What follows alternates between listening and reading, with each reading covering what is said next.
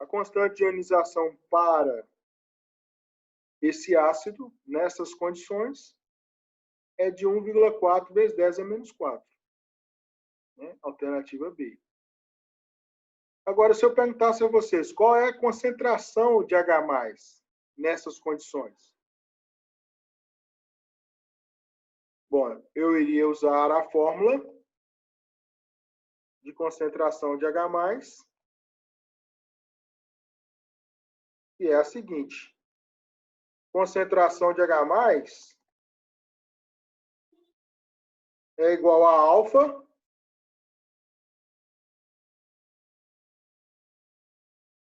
vezes a concentração molar. Então, como que ficaria isso?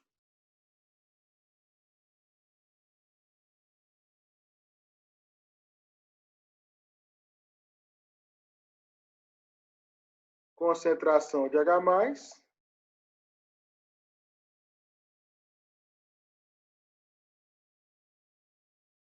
igual a 0,037 vezes 0,100.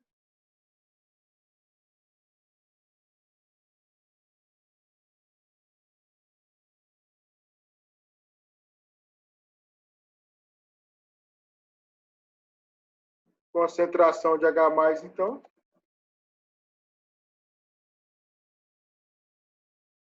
ficaria 0,037 mol por litro. Ou 3,7 vezes 10 a menos 3. Essa seria a concentração de H+.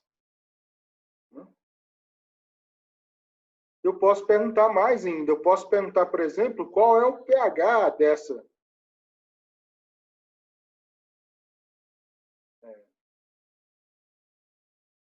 dessa solução. Né? Se eu quiser saber o pH, bastaria eu fazer pH igual a menos log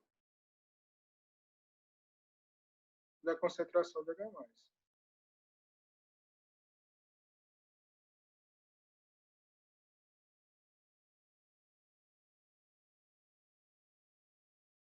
Então, se eu fizer menos log de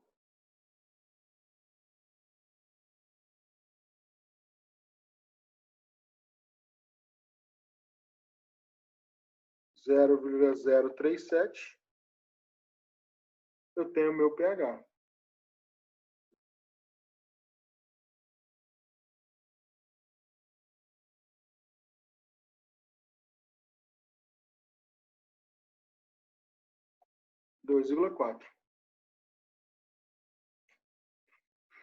Então, os cálculos de concentração de íons H+, e os cálculos de pH, eles levam em consideração as constantes de ionização e o grau de ionização desses ácidos, que é uma função, então, da multiplicação do grau de ionização vezes a concentração do ácido. Lembrando sempre, esses ácidos, eles são ácidos fracos, né? E aí, às vezes, eles têm grau de dissociação baixos. Eles vão ter pH mais elevados. Já os ácidos fortes vão ter um grau de dissociação mais elevado. E aí terão um pH mais baixo.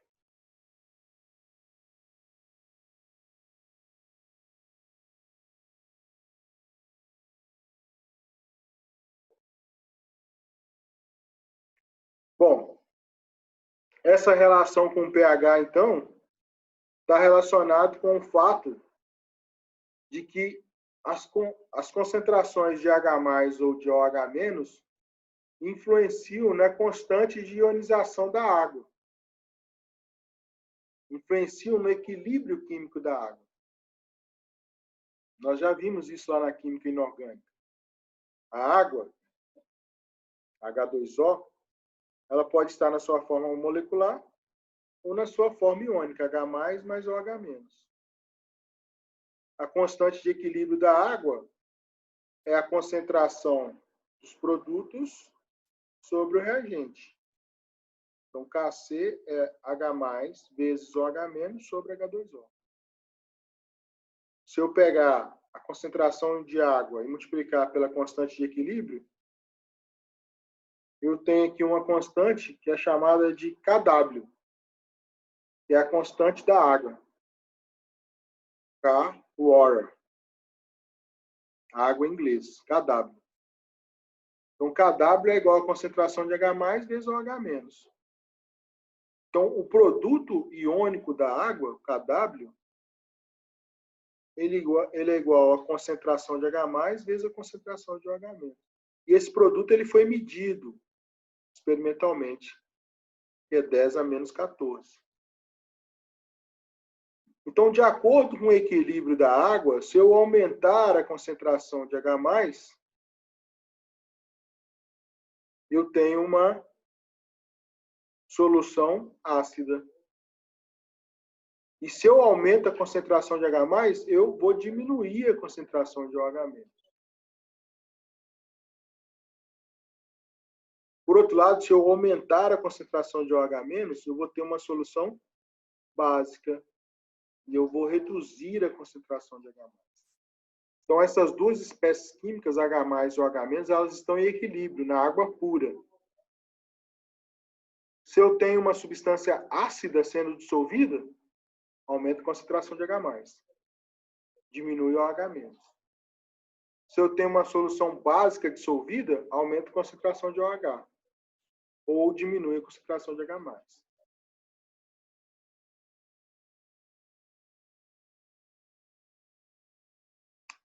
Então, a 25 graus, essa constante iônica da água é 10 a menos 14. Daí vem todo o conceito de pH e todo o conceito da escala de pH.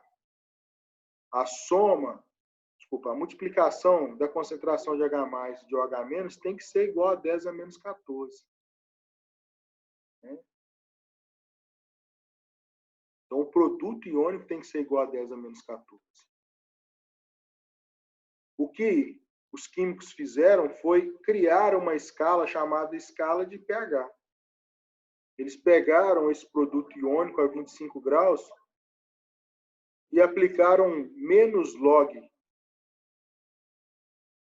antes da igualdade e menos log depois da igualdade.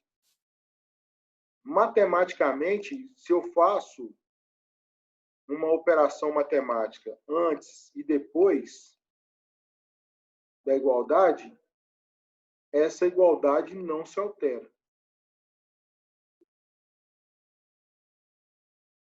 Então, se eu aplicar o log antes e o log depois, eu continuo tendo os valores iguais.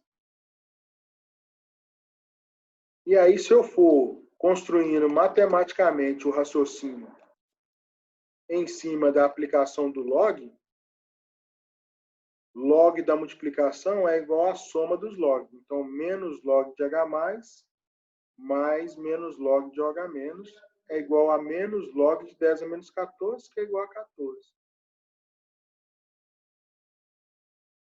Aí foi atribuído o conceito de menos log de H+, pH, e o conceito de menos log de OH- pOH. pH mais pOH é igual a 14.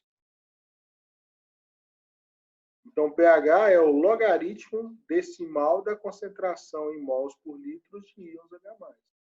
pH é igual a menos log de H+.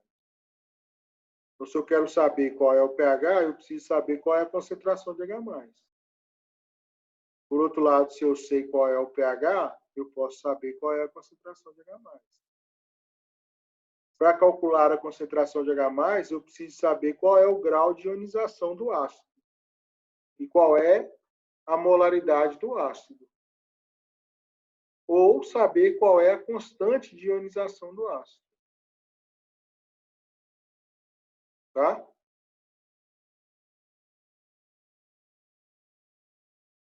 Então, essa foi a escala de pH criada. pH mais pOH igual a 14. Quando o pH é igual ao pOH, nós estamos no estado neutro. pH igual a 7, pOH igual a 7. Se eu aumento a concentração de H+, o meu pH vai ficando cada vez menor. Ácido. Se eu aumento a concentração de OH- ou diminuo a concentração de H+, o meu pH vai ficando cada vez maior.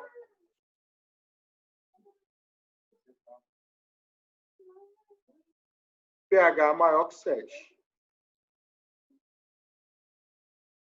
Tá bom, pessoal? Entendido? A gente acaba discutindo pH, né, lá na química inorgânica, sem discutir o equilíbrio químico. Mas todo o raciocínio em cima de pH e da alteração do pH das soluções, ele é baseado no deslocamento do equilíbrio da água.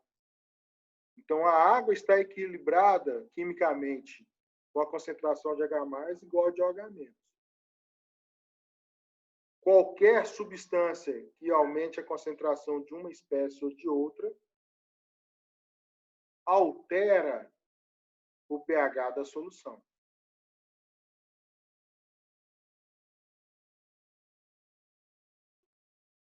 Bom,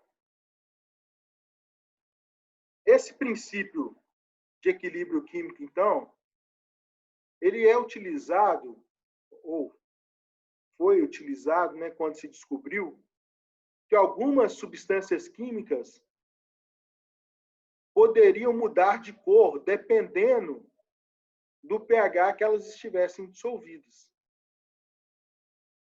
Então, algumas substâncias químicas, elas poderiam se dissolver numa solução, e quando eu alterava o pH da solução, eu deslocava o equilíbrio para maior formação de uma espécie química ou de outra espécie química.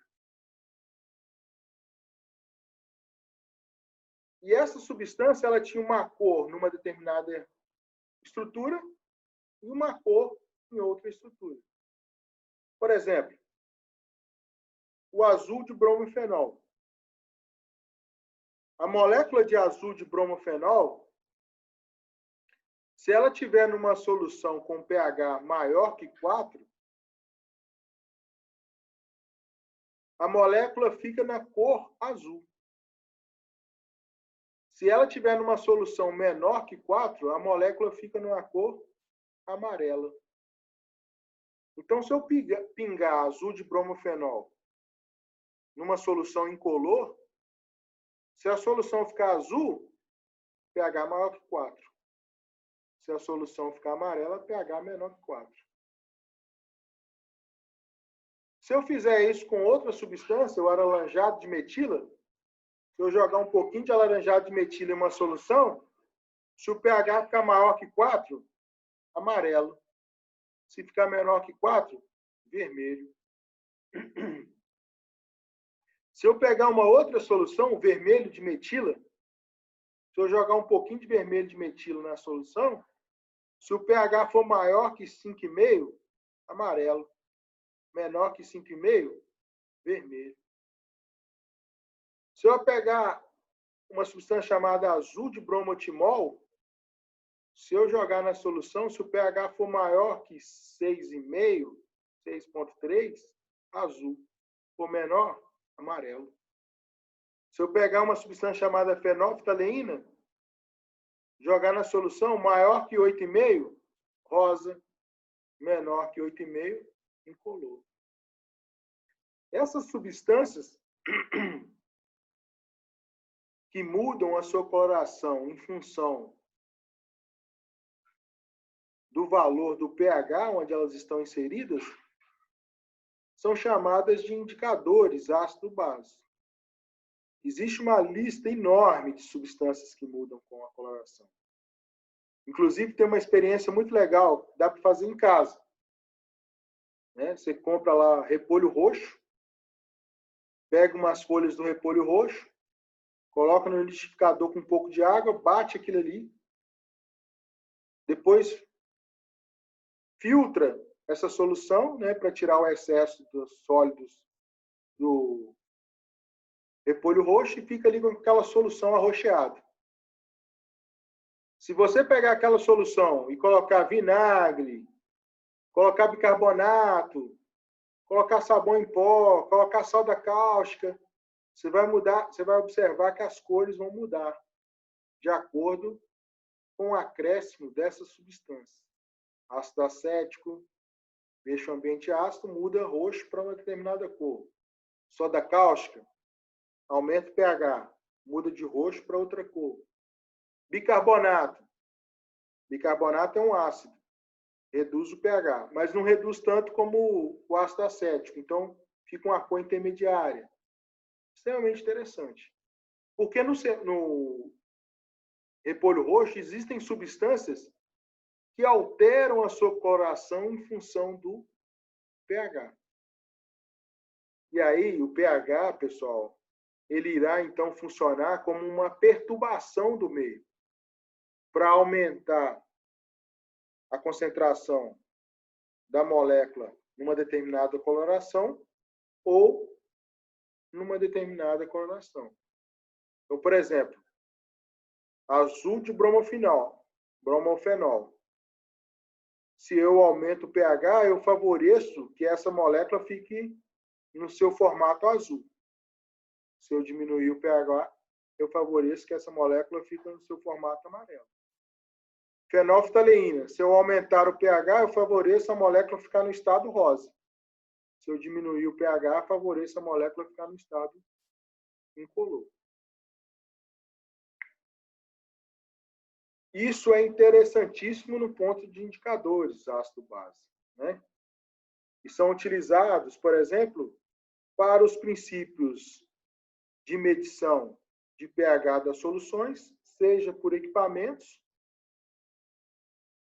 que utilizam esse princípio de deslocamento de equilíbrio químico, ou seja, nas fitas ou nas soluções que têm mudança de cor. Então, eu tenho o papel de tornassol, por exemplo,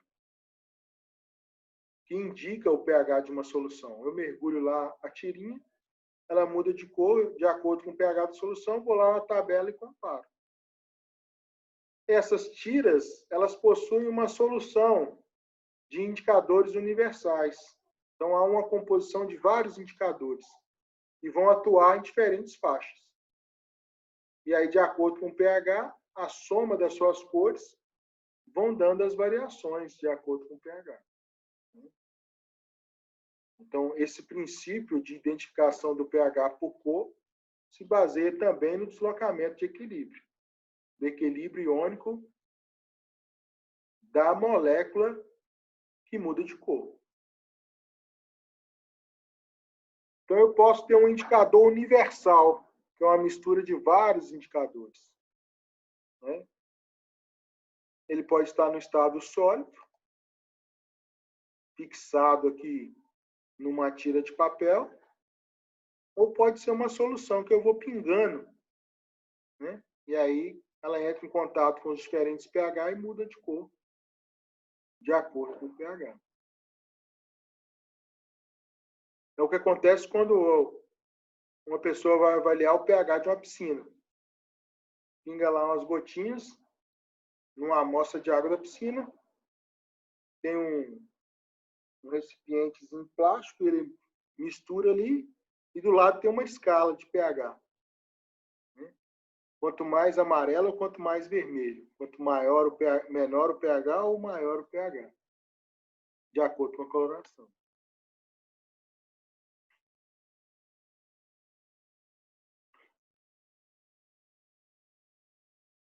Esse princípio vale para a identificação do pH das soluções, mas vocês viram lá na bioquímica, né, que os compostos orgânicos, biológicos, eles podem ter a sua solubilidade influenciada pelo pH. Principalmente gorduras e proteínas, né? Eu posso aumentar ou diminuir a solubilidade de uma gordura ou de uma proteína alterando o pH. Se eu aumento o pH de uma solução, eu favoreço a solubilidade das gorduras. Se eu diminuir o pH de uma solução, eu diminuo a solubilidade da gordura. Faça um teste em casa, né?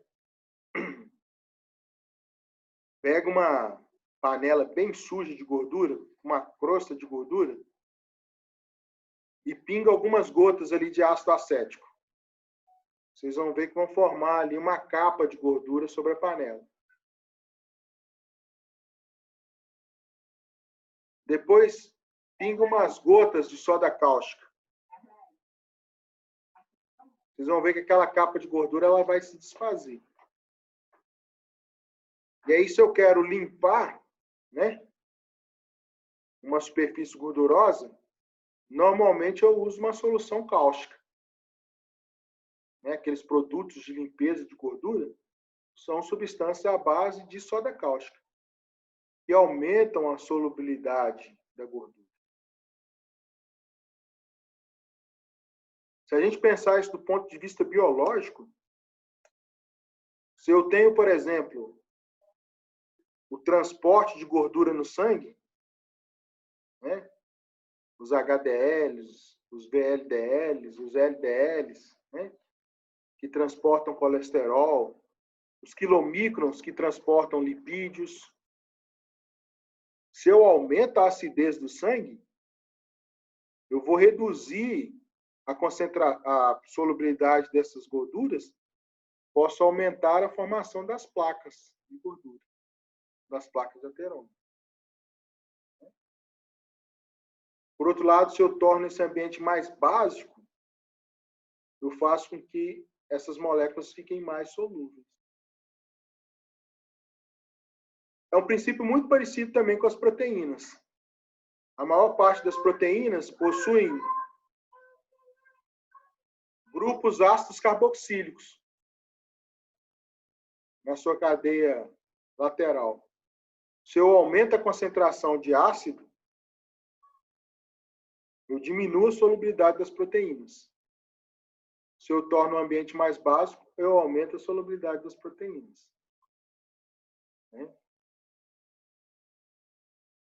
Essa é uma discussão, por exemplo, sobre o consumo de bebidas ou de alimentos muito ácidos. Se eu aumentar o pH, se eu diminuir o pH do meu organismo, eu posso provocar problemas na solubilidade das moléculas no meu organismo, principalmente proteínas e gorduras. Tá? Então, esse princípio de deslocamento de equilíbrio, ele vale para a ionização da substância, mas também para a solubilidade da substância. Então, vamos lá, para fixar esse conteúdo aqui que nós discutimos agora. Para não prejudicar a saúde dos atletas, a água das piscinas para a prática da natação deve ter as seguintes condições: pH entre 7,2 e 7,6 e o cloro livre entre 1 e 3 miligramas por litro. Esses parâmetros mostram que as águas das piscinas são ligeiramente alcalinas. Contém 1 a 3 miligramas de íons cloreto dissolvido por litro. Apresenta concentração de H+, menor do que da água pura. Está correto afirmar somente em... Então, vamos lá. São ligeiramente alcalinas. pH igual a 7 é neutro. pH abaixo de 7 é ácido. pH acima de 7 é básico. Soluções que são básicas também são alcalinas. Então, se está ligeiramente acima de 7, são ligeiramente básicas, são ligeiramente alcalinas. Está correto. Cloro livre entre 1 e 3 miligramas por litro. Significa, então, que eu tenho cloreto, Cl-, o cloro na sua forma livre, entre 1 e 3 miligramas por litro. Tá certo.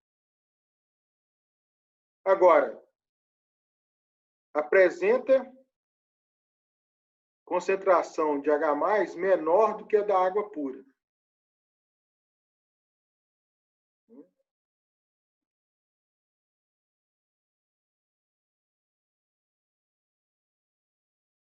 Desculpa. Contém 1 a 3 miligramas de íon cloreto dissolvido por litro. O termo cloro livre, pessoal, nós não discutimos aqui, mas o termo cloro livre não é concentração de cloreto. Apenas dissolvido na água. É todo o cloreto presente na amostra. Então, o cloro livre ele pode estar na forma de cloreto dissolvido, mas ele pode estar também na forma de NaCl, que é o cloreto que pode estar livre para a sua atuação. Então, na forma desse sal aqui, ó, o cloreto ele pode ser liberado na forma de Cl- e também atuar. Então, o termo cloro livre não é somente para cloro dissolvido. É para todo o cloro na forma de cloreto, seja ele dissolvido ou seja ele ligado na molécula. Essa alternativa 2 aqui está incorreta. Apresenta concentração de H+ menor do que da água pura. Se o pH está ligeiramente básico, significa que o equilíbrio de H+ com o equilíbrio de OH- foi alterado. E para que o ambiente esteja ligeiramente básico, a minha concentração de OH- ela tem que ser maior que a de H+. Então, para eu fazer com que a solução fique básica, eu preciso ou de retirar H+, ou de aumentar a concentração de OH-. Então, essa solução de pH 7.2, 7.6 tem uma concentração de H+ menor que a da água pura. Está correto. Então, as alternativas 1 e 3 são verdadeiras. A alternativa 2 está incorreta.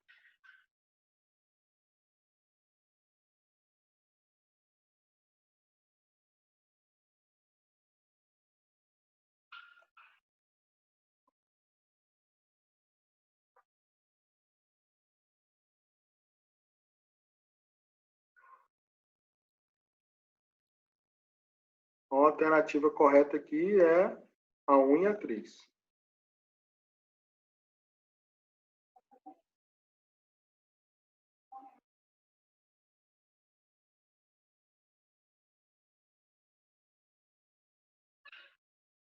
Bom, e para fechar a nossa discussão de equilíbrio, para fechar a aula de hoje,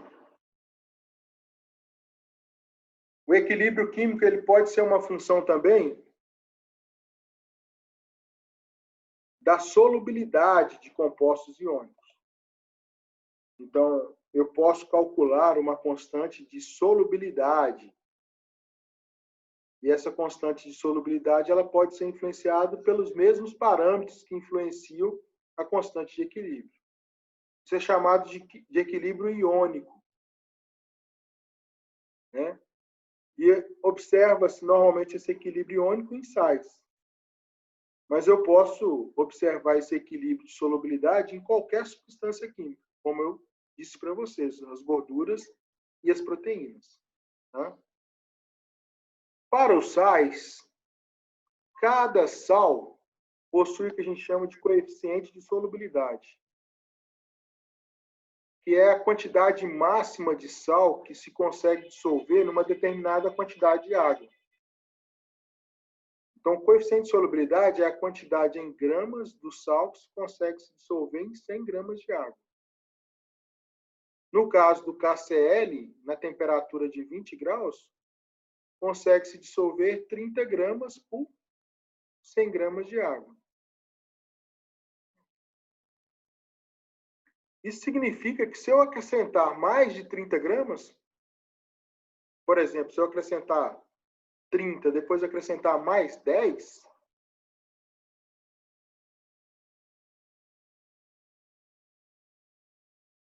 os 30 já estarão dissolvidos e esses 100 gramas de água, ele consegue dissolver ainda mais 4 gramas. Mas os outros 6, eles vão ficar no corpo do fundo. Então, significa que para o KCl, o coeficiente de solubilidade é de 34 gramas por 100 gramas de água. Essa é a quantidade máxima de KCl a 20 graus que 100 gramas de água consegue dissolver. Se eu jogar qualquer valor acima de 34, o que passou de 34 vai para o fundo da solução. Se eu jogar qualquer valor menor que 34, vai ficar completamente dissolvido na água, a 20 graus. O coeficiente de solubilidade, então, é a quantidade máxima de soluto dissolvido em uma quantidade padrão de solvente. Para soluções aquosas, é a quantidade em gramas dissolvidas em 100 gramas de água. Cada substância química tem o seu coeficiente de solubilidade em função da temperatura. E cada substância química tem um comportamento de solubilidade em relação à temperatura. A maioria das soluções aumentam a sua concentração dissolvida com o aumento da temperatura. Se eu aumento a temperatura, aumenta a solubilidade. Porém, outras substâncias podem, dependendo da temperatura, reduzir a sua solubilidade. Então, de uma forma geral, aumenta a temperatura, aumenta a solubilidade. Diminui a temperatura, diminui a solubilidade. É o que a gente observa quando se prepara um suco, né, na temperatura ambiente, coloca-se bastante açúcar, mistura e aparentemente ele está dissolvido. Aí eu levo para a geladeira e depois de algumas horas eu observo que o açúcar está todo no fundo do frasco. Porque ao reduzir a temperatura, eu reduzi a capacidade de solubilidade daquela solução, né? Eu coloquei uma quantidade a mais do que a capacidade da água ali de dissolver naquela temperatura. Então, substâncias diferentes possuem coeficientes de solubilidade diferentes que variam de acordo com a temperatura.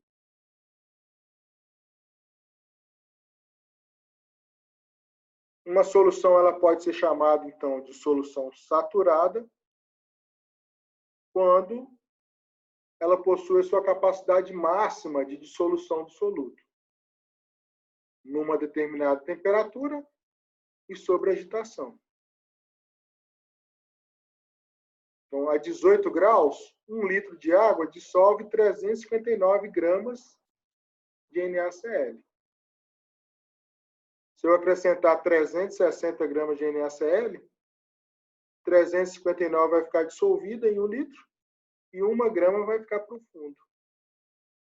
E aí a gente chama essa solução de saturada com corpo de fundo. Se ela tiver uma agitação intensa, eu posso até conseguir solubilizar mais do que o meu coeficiente. Eu vou ter uma solução super saturada. Mas se a agitação diminuir ali, esse 1 grama vai para o fundo da solução.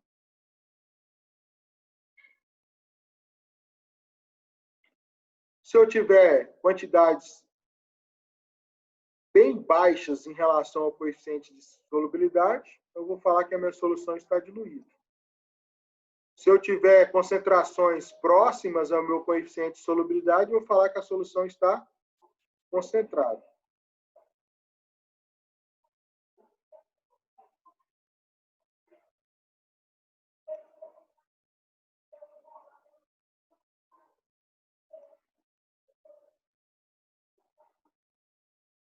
Então, eu posso discutir para qualquer substância,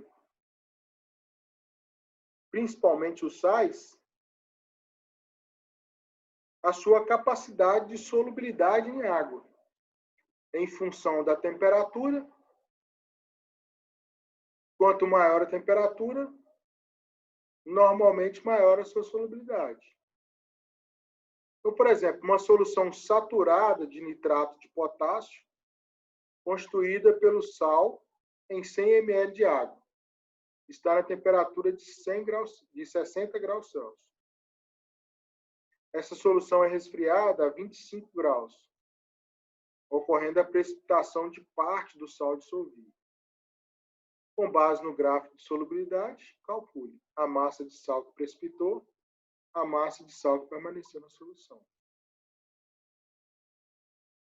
Então, para qualquer substância, eu tenho um gráfico que é a quantidade de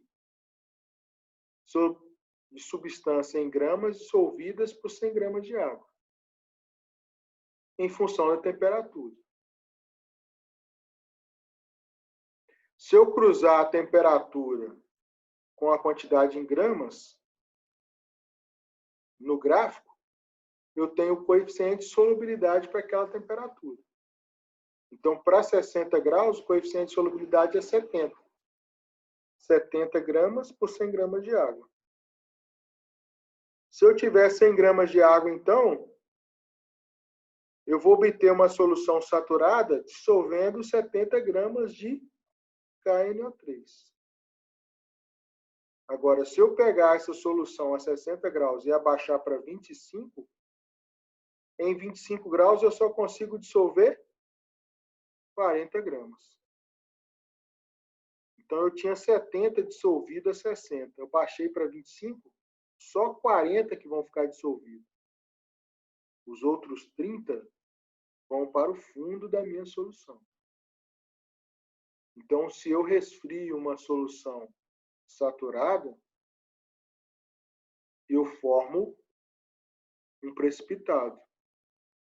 E a precipitação é a diferença aqui na quantidade entre as temperaturas. Então, 30 gramas vão precipitar. Os outros 40 vão continuar na solução. Então, para esse exemplo aqui, se eu resfriar de 60 para 25, uma solução saturada, vão precipitar 30 gramas de KNO3 e 40 gramas vão ficar na solução. Então, dessa forma, pessoal, para qualquer substância química, e principalmente os sais vão ter a sua solubilidade influenciada pelo princípio de Le Chatelier. Né? Se eu aumentar a concentração do sal, eu vou diminuir a solubilidade. Agora, se eu diminuo